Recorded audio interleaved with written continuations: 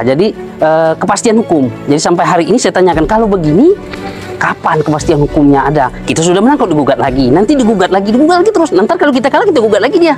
Dan sampai dunia kiamat kan, enggak juga. Jadi saya harapkan juga, dan ini menjadi PR semua bagi aparat penegak hukum, khususnya pengacara dan praktisi hukum, tolong kepastian hukum ditegaskan lagi.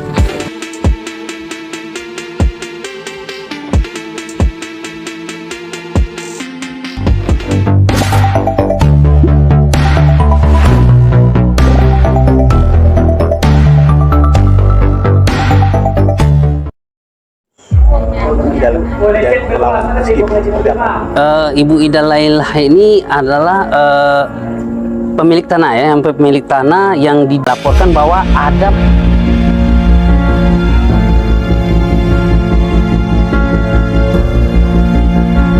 kemarin kan sempat di Polda ya, ditahan di Polda, kemudian tidak bisa di P21 kan, namun di kemudian hari kita nggak tahu bagaimana bisa kopinya dari surat ini bisa katakan bisa diajukan oleh forensik. Nah ini kita pertanyakan juga, tadi sudah menjadi catatan kita.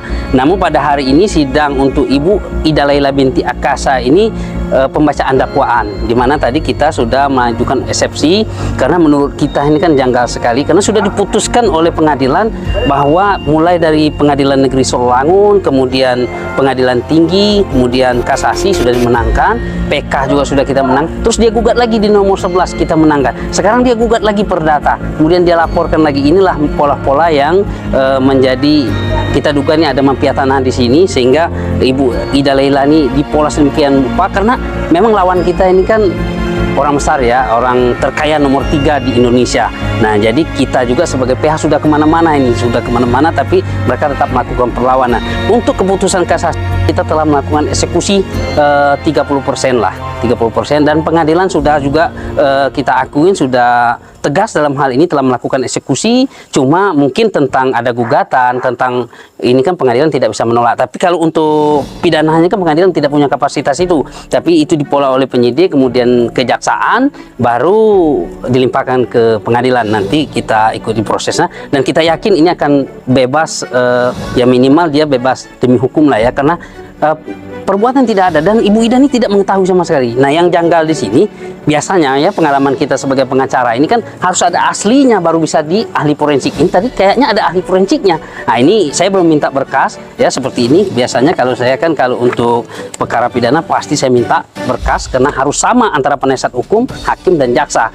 Nah, kalau tidak ada ini kan bagaimana kita mau lihat keterangan saksinya, dan jadi mungkin besok kita akan mendapatkan ini, baru kita tahu seperti apa lab forensiknya ini, karena sepengetahuan saya tidak bisa di lab forensik kalau bukan aslinya surat tersebut. Nah ini ada kejanggalan bagi kita, tapi ya siapa tahu ada perkembangan teknologi dan itu kita maklum, dan akan kita buktikan bahwa klien kita ini tidak bersalah.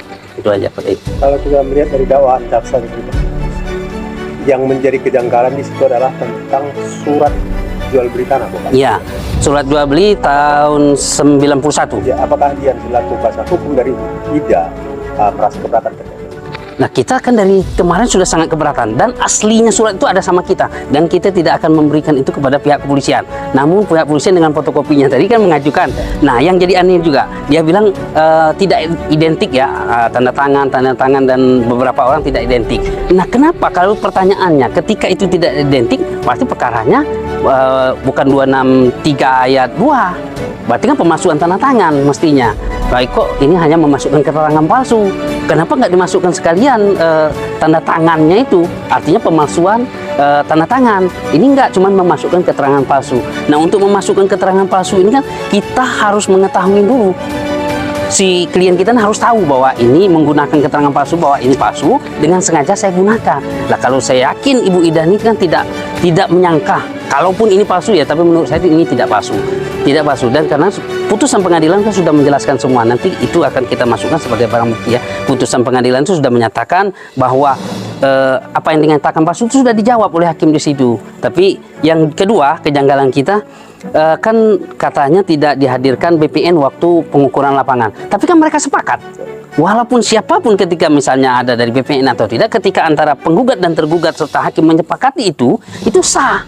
Lah mereka mempermasalahkan itu. Nah yang jelasnya yang menjadi ini kita, dia bilang pemalsuan tanda tangan ya, ada tanda tangan palsu sehingga surat itu diduga palsu. Nah, kenapa tidak dimasukkan pemalsuan tanda tangan saja, jangan menggunakan keterangan palsu gitu.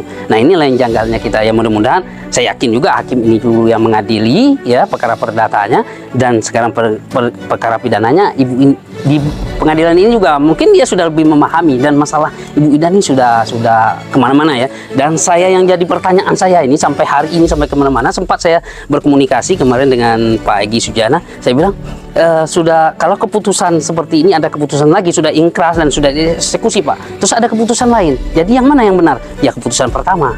Nah, di situ menjadi pegangan kita. Mungkin nanti tidak untuk kemungkinan kita akan menghadirkan saksi-saksi ahli tentang keputusan ini ya, keputusan yang sudah inkrah. Jadi kepastian hukum. Jadi sampai hari ini saya tanyakan, kalau begini kapan kepastian hukumnya ada? Kita sudah menang kok digugat lagi, nanti digugat lagi terus. Nanti kalau kita kalah kita gugat lagi dia.